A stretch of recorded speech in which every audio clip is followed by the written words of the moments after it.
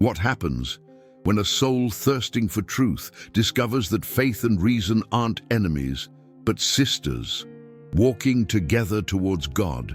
In the 13th century, a young German nobleman discovered this answer and forever transformed the way the Catholic Church understands the created world.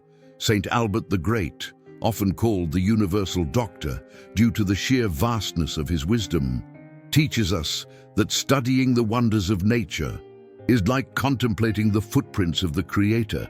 His life was a luminous testament that intelligence, when placed at the service of faith, can elevate humankind to the highest peaks of holiness. Chapter 1. The Universal Doctor Albert of Bollstadt was born around the year 1200 in Lauingen, Swabia, into a noble family of the Holy Roman Empire. From his earliest years, he displayed an insatiable curiosity to understand the world around him. While other children of his social standing were content with military exercises and hunting, Albert was fascinated by observing plants, animals, and natural phenomena. This thirst for knowledge would be the hallmark of his entire existence. The education he received in his youth was privileged, as befitted his lineage. His parents sent him to study liberal arts at the University of Padua, in Italy, where he came into contact with the most advanced philosophical currents of his time. There, the young Albert discovered the writings of Aristotle, which were just beginning to circulate in the West after centuries of neglect. These works, which presented a complete system for explaining natural reality, captivated his brilliant mind and awakened in him profound questions about the relationship between pagan philosophy and Christian faith.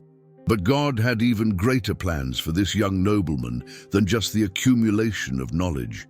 During his time in Padua, Albert experienced an inner crisis that led him to question the true meaning of his life.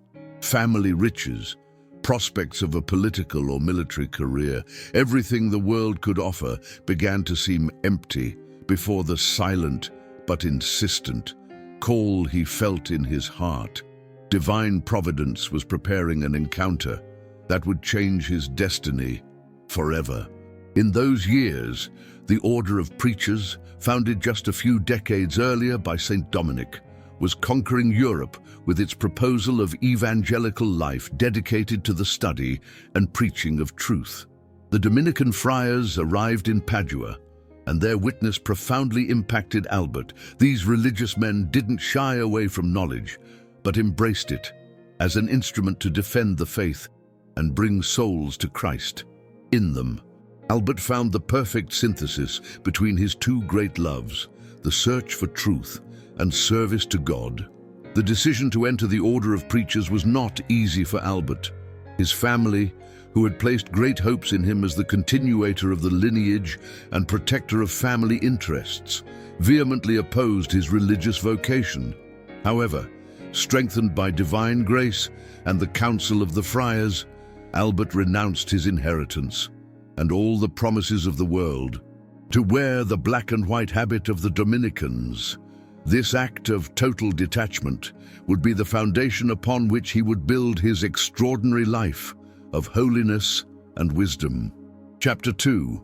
The early years in Swabia. The region of Swabia, where Albert first saw the light of day, was in the 13th century, a territory of deep Catholic faith and great cultural effervescence. Stone castles rose on green hills, while prosperous cities flourished in the valleys, where trade and craftsmanship generated wealth. In this environment of relative peace and prosperity, the Bollstadt family enjoyed prestige and power. Albert's father was a knight in service to the emperor, and Albert's mother, a pious lady who raised her children in the fear of God and the fulfillment of Christian duties. From a very young age, Albert demonstrated qualities that distinguished him from his siblings. While they preferred war games and knightly exploits, he spent hours contemplating divine creation in all its manifestations. He observed how bees built their honeycombs with perfect geometry, studied the growth of the seeds he planted in the castle garden, and marveled at the regularity of the stars that crossed the night sky.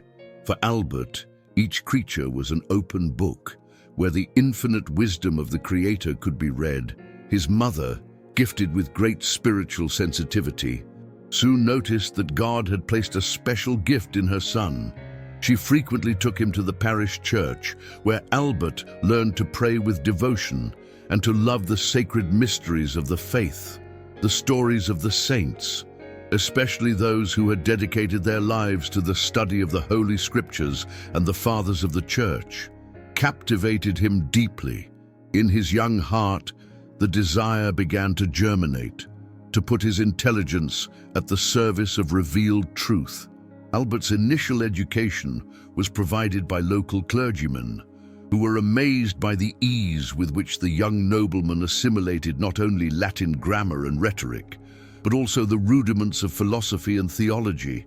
His memory was prodigious, and his reasoning ability far exceeded that of other students his age. However, what impressed his teachers the most was his humility and his genuine desire to know, not to become vain, but to better understand the works of God. The years of childhood and adolescence in Swabia forged in Albert virtues that would accompany him throughout his life. He learned the discipline of constant study, the importance of prayer as the foundation of all true knowledge, and the value of service to others.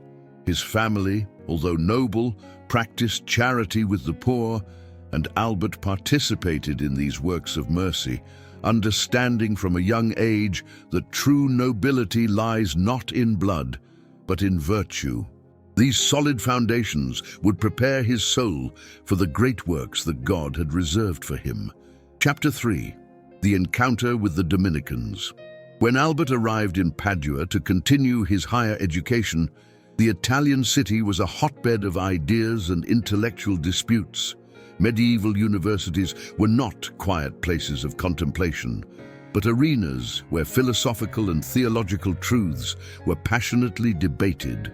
In this stimulating environment, Albert enthusiastically immersed himself in the study of the liberal arts: grammar, rhetoric, dialectic, arithmetic, geometry, music, and astronomy. His privileged mind absorbed knowledge, like parched earth absorbs the spring rain. It was precisely in Padua that Albert first encountered the friars of the Order of Preachers. These religious men, dressed in white habits and black capes, had come to the university town with a clear mission: to preach the gospel and to defend the Catholic faith through word and witness. Unlike other religious orders that distance themselves from the academic world, the Dominicans strategically established themselves in university cities, convinced that revealed truth and human reason could and should engage in a fruitful dialogue. Young Albert was deeply impressed by the figure of Blessed Jordan of Saxony, the second Master General of the Order of Preachers and successor to St. Dominic. This man of God possessed extraordinary eloquence and a profound knowledge of both philosophy and theology. When Blessed Jordan preached, his words touched hearts and ignited in souls a desire to surrender completely to Christ. Albert attended several of his sermons and felt something stirring deep within him. However, the decision to embrace religious life didn't come immediately or easily. Albert wrestled internally for months, torn between the divine call that he felt growing stronger and the expectations that his family and social standing placed upon him. The temptations of the world, honors, comfort, prestige, presented themselves as attractive alternatives to the life of poverty and obedience offered by the friars. Furthermore, he knew that his decision would cause great sorrow to his parents, who had invested so much in his education, hoping he would become an influential figure in the empire. Divine grace finally overcame all resistance. In the year 1223, Albert made the most important decision of his life and requested admission into the Order of Preachers. Tradition holds that Blessed Jordan of Saxony personally received his vows, recognizing in the young German nobleman a precious instrument chosen by God for great works. Upon donning the Dominican habit, Albert officially renounced his inheritance and all the privileges of his lineage, embracing evangelical poverty with joy. From that moment on, he ceased to be Albert of Bollstadt, the noble knight, and became Friar Albert, the humble servant of truth and herald of the gospel. Chapter 4. Master in the Universities. Following his religious profession, the superiors of the Order of Preachers quickly recognized Friar Albert's extraordinary talent and assigned him to further his theological studies. He was sent to Cologne, where the Dominican convent had become a significant center of intellectual formation. There, Albert not only perfected his knowledge of the sacred scriptures and the church fathers, but also dedicated himself to the systematic study of Aristotelian philosophy and the natural sciences. His ability to assimilate and synthesize knowledge from the most diverse disciplines astonished his teachers and fellow students. The fame of his wisdom spread rapidly throughout the order. And beyond, in 1245, Albert was sent to Paris to complete his studies in theology and to obtain the title of master at the renowned University of the Sorbonne. Paris was then the intellectual heart of Christendom, the place where the best thinkers in Europe converged. At that university, Albert found himself at the center of intense debates about the relationship between faith and reason, about the compatibility of Aristotelian philosophy with Christian doctrine, and about the appropriate method for studying both revealed truths and natural truths. As a professor in Paris, Albert developed a pedagogical method that was revolutionary for his time. He wasn't content with mechanically repeating traditional doctrines, but critically examined all opinions, weighed the arguments for and against, and arrived at conclusions based on reason and the authority of faith.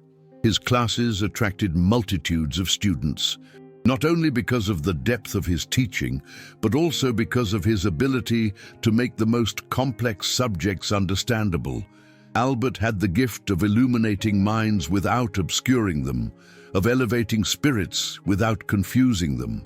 After his successful teaching tenure in Paris, Albert was called to establish a Studium Generale, a school of higher learning, in Cologne. This institution would become one of the most important centers of Dominican formation in all of Germany. As a regent master, Albert organized the studies according to an ambitious plan that included not only theology and philosophy, but also the natural sciences, astronomy, geography, and other disciplines that were then considered auxiliary. His vision was comprehensive. He firmly believed that all the sciences, when studied correctly, lead to knowledge of the Creator. During his years as a professor, Albert trained generations of friars who would carry his teaching to all corners of Europe. He wrote masterful commentaries on almost all of Aristotle's works, making them accessible and compatible with the Christian faith. He composed treatises on logic, physics, botany, zoology, mineralogy, and many other subjects, demonstrating that a Christian could and should study all manifestations of divine creation. His personal library was one of the most complete of his time, and his convent became a beacon of intellectual light, attracting scholars from everywhere. Albert's humility, however, remained intact. He always considered himself a simple instrument in the hands of God, a servant of truth who belonged only to Christ. Chapter 5. The Disciple Who Surpassed the Master. In the year 1245, an event of immense significance marked Albert's life, the arrival in his classrooms of a young Italian student, robust and silent, named Thomas Aquinas. This friar, from a noble Neapolitan family, had initially caused some disappointment among his fellow students due to his apparent slowness to speak and his corpulent build, which had earned him the nickname the Dumb Ox. However, Albert, with his penetrating intelligence and his gift for discerning souls, immediately recognized in that taciturn young man an extraordinary mind, destined to revolutionize Christian theology. The relationship between master and disciple was, from the beginning, deeply fraternal and mutually enriching. Albert felt no jealousy or fear in the face of Thomas's exceptional talent, but constantly encouraged him to develop his full potential. When other students mocked the seemingly clumsy young Thomas Aquinas, Albert rose to his defense with a prophetic statement that history has preserved. "You call him the dumb ox, but I tell you, the bellowing of this ox will resound throughout the world." These words, spoken with the authority of a teacher who recognizes genius, would come to astonishing fruition in the decades that followed. For years, Thomas accompanied Albert on his various academic postings, first in Paris and then in Cologne. The relationship between the two transcended mere transmission of knowledge. It was a true communion of souls, dedicated to the pursuit of truth. Albert shared with Thomas not only his vast knowledge of Aristotelian philosophy and the natural sciences, but also his rigorous method of investigation and his profound conviction that reason, correctly employed, could never contradict revealed faith. Together, they explored the mysteries of creation and redemption, mindful that they were standing on the shoulders of giants. What makes Albert's character even more admirable is his ability to recognize, without the slightest hint of envy, that his student had surpassed him in speculative genius.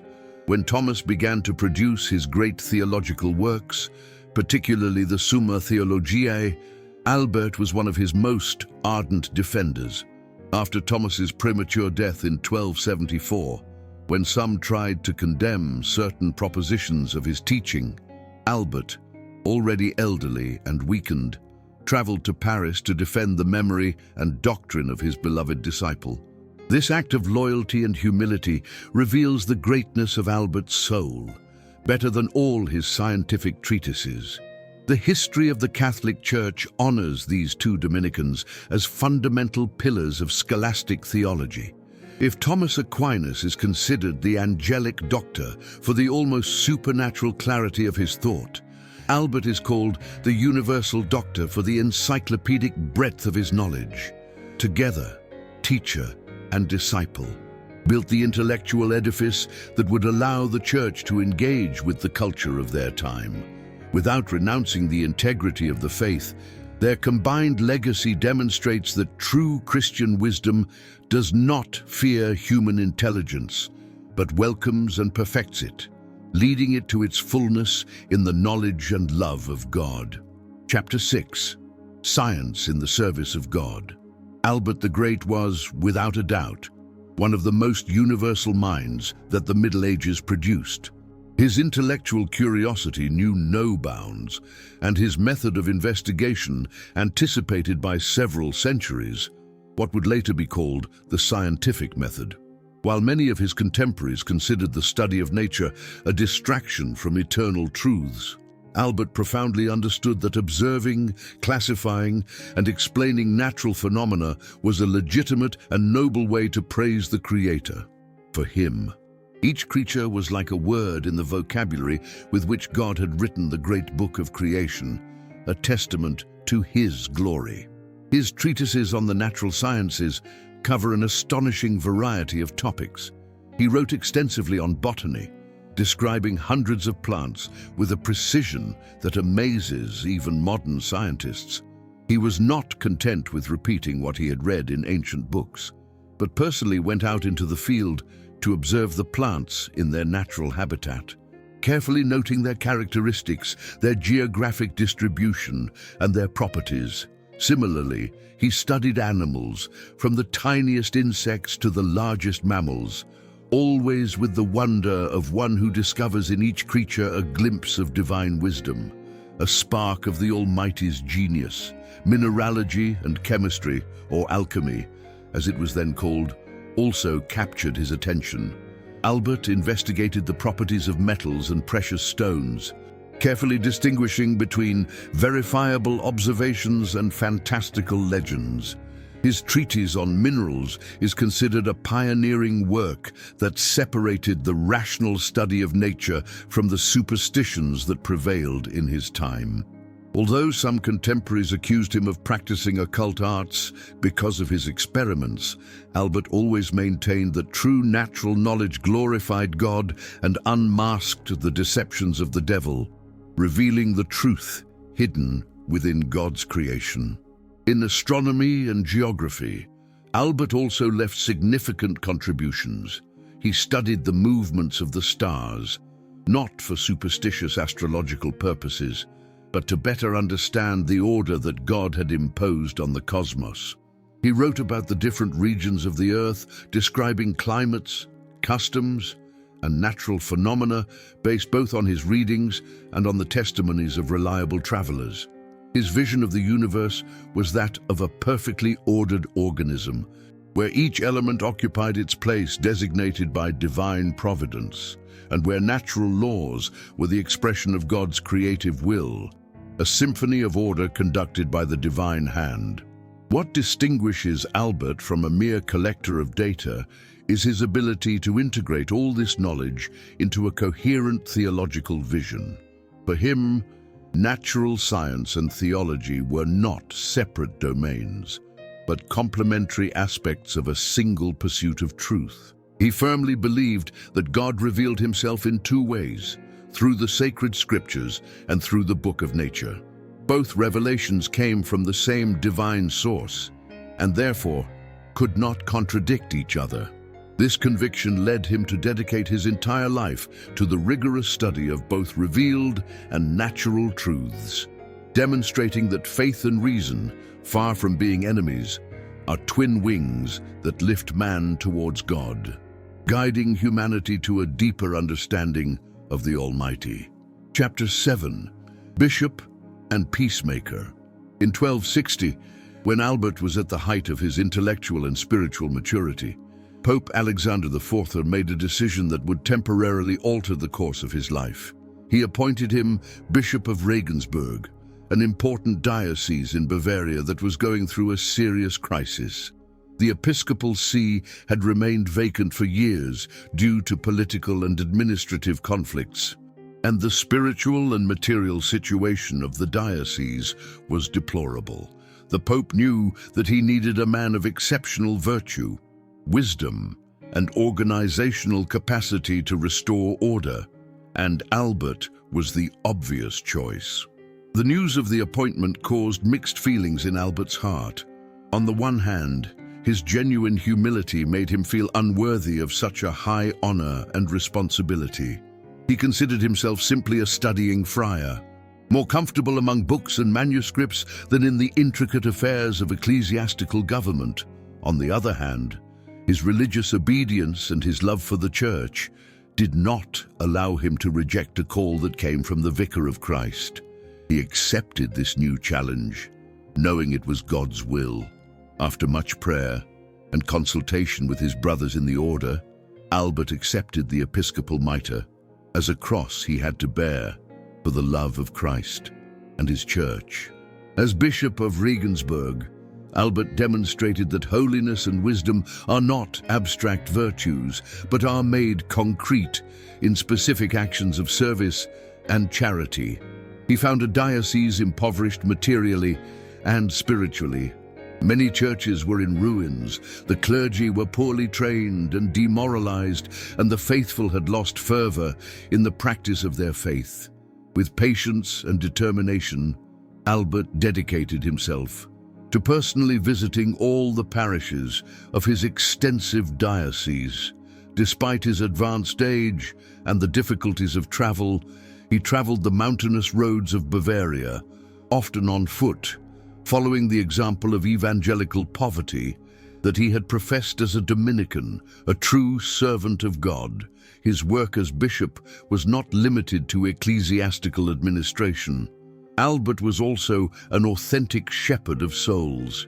He preached frequently to the common people, adapting his profound language to the comprehension of the farmers and craftsmen.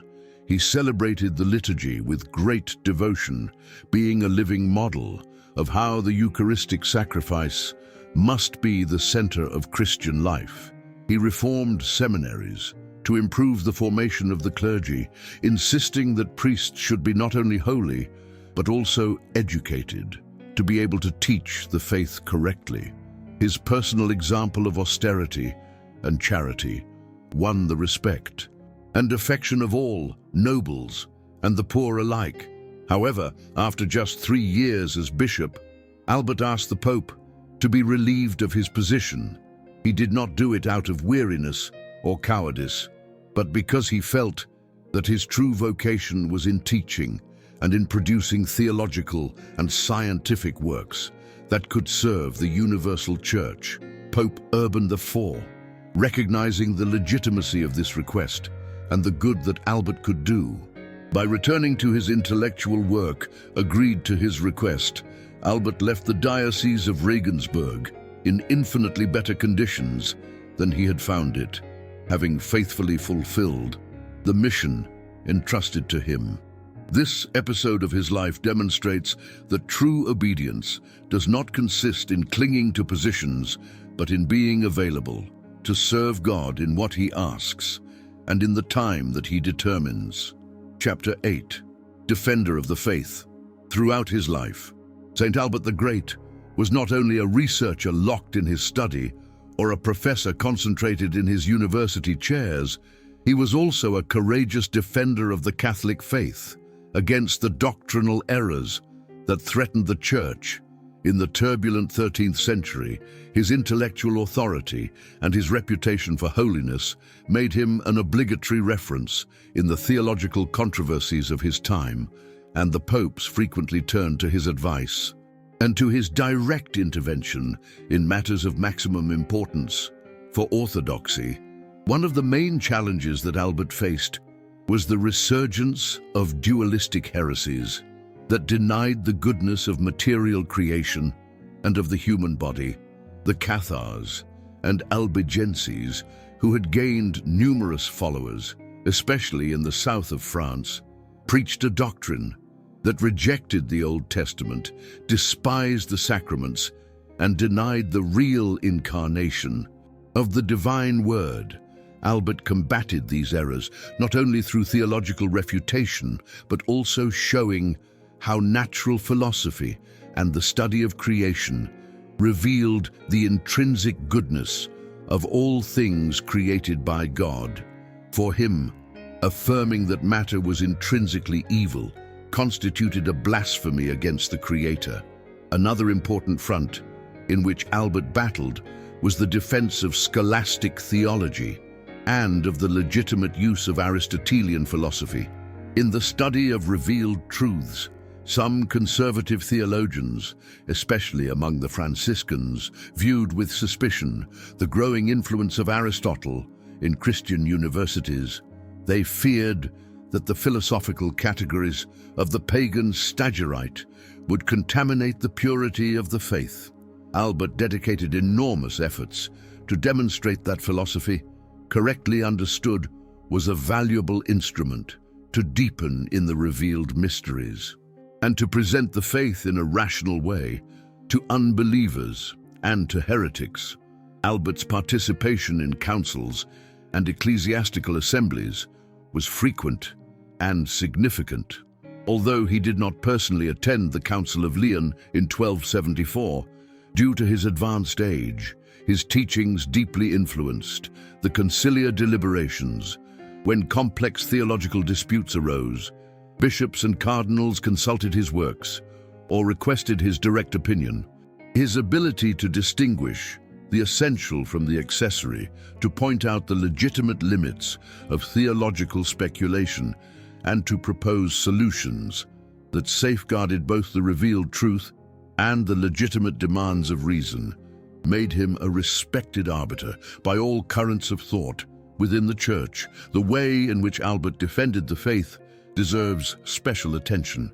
He never resorted to personal disqualification of his adversaries, nor did he use his authority to crush those who thought differently through the force of his prestige. His method was always that of respectful dialogue rigorous argumentation, and the sincere search for truth.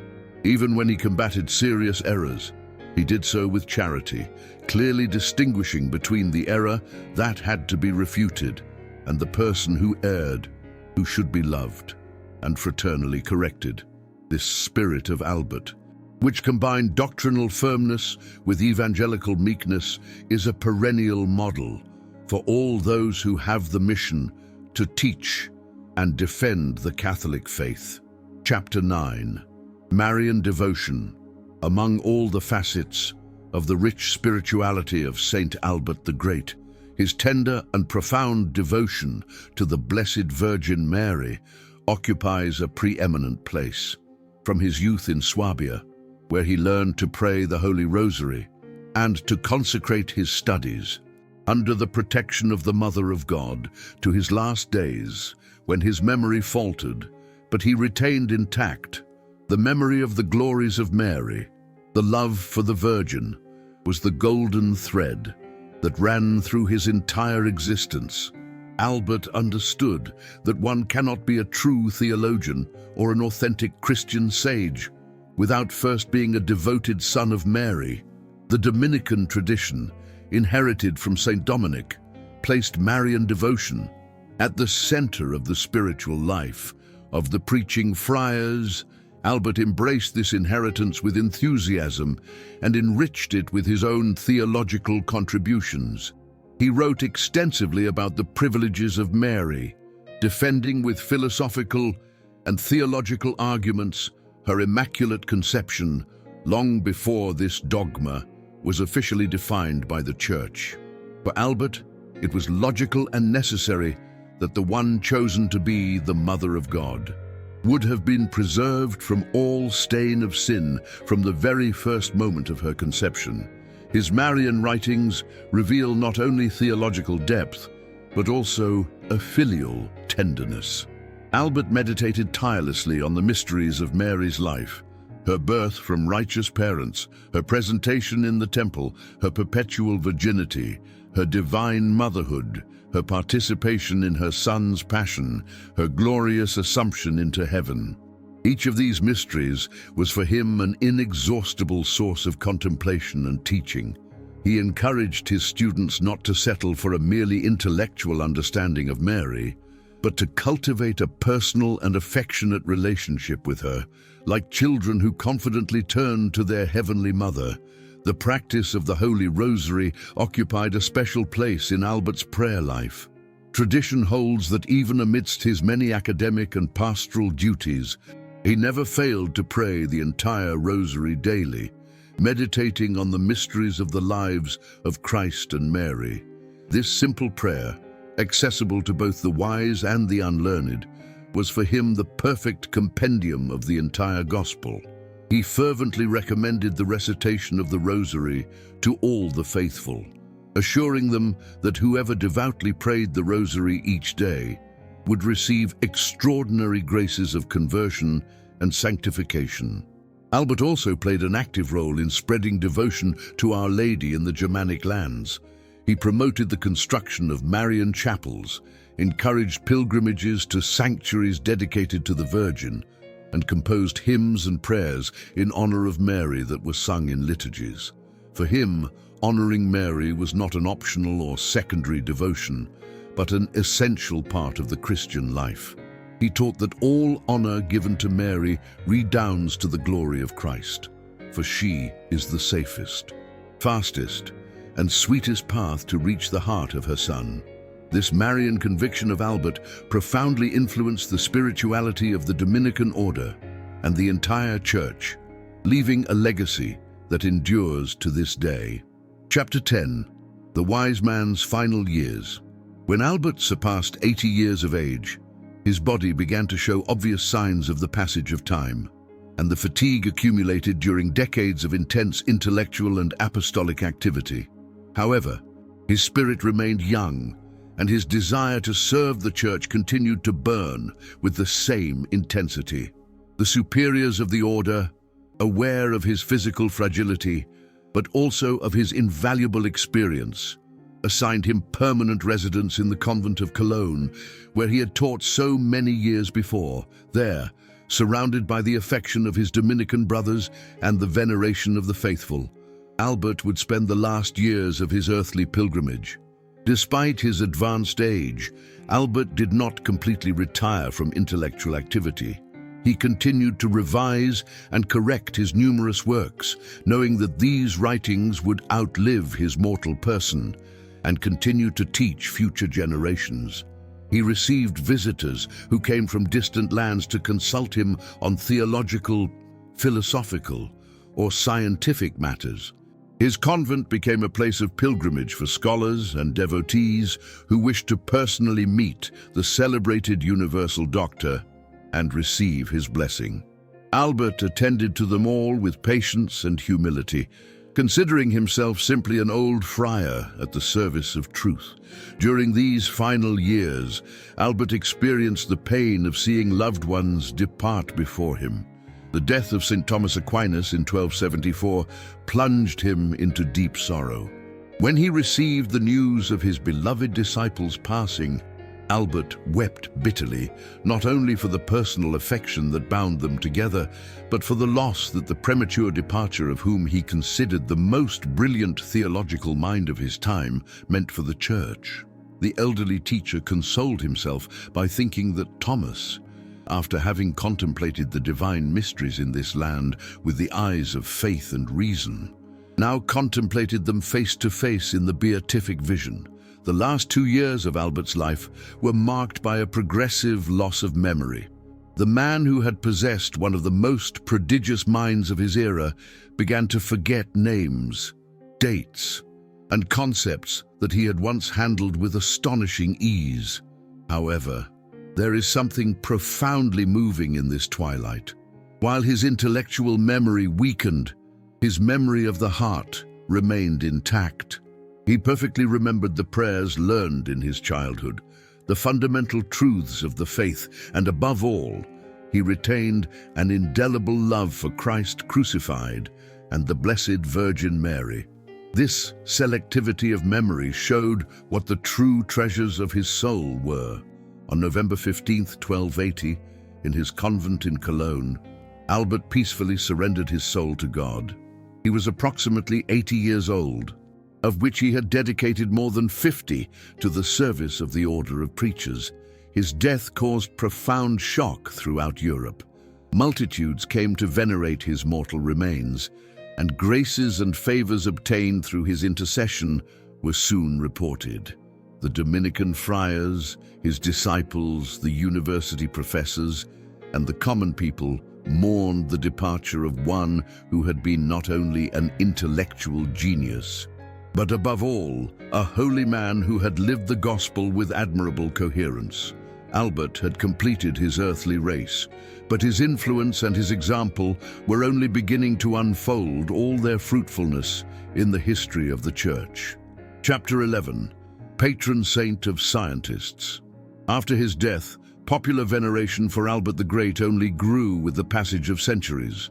The faithful flocked to his tomb in Cologne to ask for his intercession, especially students seeking help in their studies and researchers who wished to attain wisdom. The numerous miracles attributed to his intercession were carefully documented by the Dominican order, which from the beginning worked for the official recognition of his holiness. However, the canonization process was long and complex, as often happens with great figures whose influence is so vast that it requires careful discernment by the Church. Finally, on December 16, 1931, Pope Pius XV solemnly beatified Albert in a ceremony that recognized not only his personal holiness, but also his extraordinary contribution to the development of Catholic thought. But the pontiff himself considered that Albert's glorification needed to be complete, and just 2 short years later, on December 16, 1933, he canonized him and immediately declared him a doctor of the Universal Church, bestowing upon him the title Doctor Universalis. A title tradition had already assigned him. This exceptional speed in the process reflected the Church's desire to propose Albert as a model precisely at a historical moment when the relationship between faith and science was experiencing serious tensions. Pope Pius XII, years later, took an additional step that would resonate deeply in the modern world. In 1941, he proclaimed Saint Albert the Great as the patron saint of those who cultivate the natural sciences. This designation was providential and prophetic. In a 20th century marked by the false dichotomy between faith and reason, between religion and science, the Church proposed as the patron saint of scientists, a saint who had demonstrated with his entire life that no such contradiction exists. Albert had been simultaneously a contemplative mystic and a rigorous researcher, a humble friar and a universal sage, a man of profound prayer and an untiring explorer of the secrets of nature. The message the Church transmitted to the world through this proclamation was clear and urgent. Authentic science is not only compatible with the Catholic faith, but finds in it its deepest meaning and its fundamental ethical orientation. Albert the Great, who had dedicated decades to the study of plants, animals, minerals, and stars, never lost sight of the fact that all of these investigations were ways of reading the thought of God, inscribed in creation. For him, the Christian scientist was not simply someone who accumulated data or verified hypotheses, but a contemplative who worshipped the Creator through the study of his creatures. Today, in the 21st century, when scientific and technological advances raise increasingly complex ethical questions, Saint Albert the Great remains a luminous beacon. His example teaches scientists that the pursuit of truth must be accompanied by the pursuit of holiness, that knowledge without charity becomes sterile pride, and that science without moral conscience can become an instrument of destruction. Every November 15th, the Church celebrates the memory of this wise saint, reminding all the faithful that intelligence is a gift from God that must be cultivated with effort and humility, and that true human progress is only achieved when scientific advancement walks hand in hand with spiritual growth. Saint Albert the Great, pray for all the scientists of the world that they may put their talents at the service of the common good and the glory of God. Chapter 12. Prayer to Saint Albert the Great. O glorious Saint Albert the Great, universal doctor of the Holy Church, who dedicated your entire life to the pursuit of truth and the service of God, I humbly beseech you to intercede for me before the throne of the Most High. You who knew how to harmonize faith and reason, teach me to use my intelligence to know God better and to serve my brothers and sisters with wisdom and charity. Holy teacher of the order of preachers, who formed generations of disciples in the love of truth, help me in my studies and in my intellectual work. When I feel discouraged by the difficulties of learning, grant me your perseverance. When intellectual pride threatens my soul, remind me of your profound humility. When I doubt that faith and science can walk together, show me your luminous example of a wise saint and a saintly sage, protector of scientists and all who investigate the secrets of nature. I ask you to guard my mind from errors and my heart from pride. May I see in every discovery a manifestation of divine wisdom, and may every advance in knowledge bring me closer to the Creator. Inspire me to always use science in the service of good, of life, and of human dignity, rejecting all that could harm my fellow human beings or offend God. Faithful lover of the Blessed Virgin Mary, obtain for me the grace to imitate you in your tender devotion to the Mother of God. Teach me to pray the Holy Rosary with the constancy and fervor with which you prayed it, meditating on the mysteries of our redemption. Obtain for me the maternal protection of Mary, especially in the trials of life.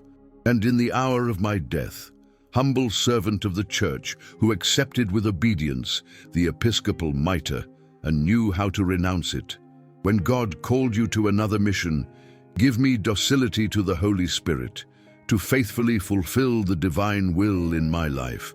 May I always be available to serve where the Church needs me without seeking honors or fearing the sacrifices that Christian service implies.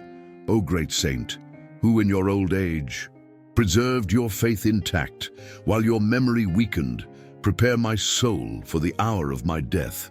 When the time comes to leave this world, grant me to die in God's grace, with the sacraments of the Church, and with your protective blessing. Accompany me in the final passage and present my soul before Christ the Judge, interceding for my eternal salvation. Saint Albert the Great, Doctor in divine and human wisdom, I now present my particular intentions. Here you can mention personal petitions.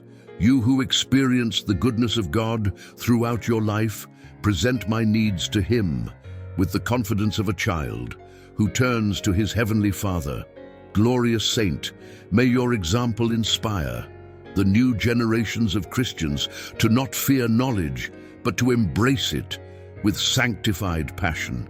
May young people discover in you a model of how one can be brilliant in intelligence without losing the simplicity of the heart, wise in the sciences without turning away from God, and committed to human progress without forgetting the eternal destiny of the soul.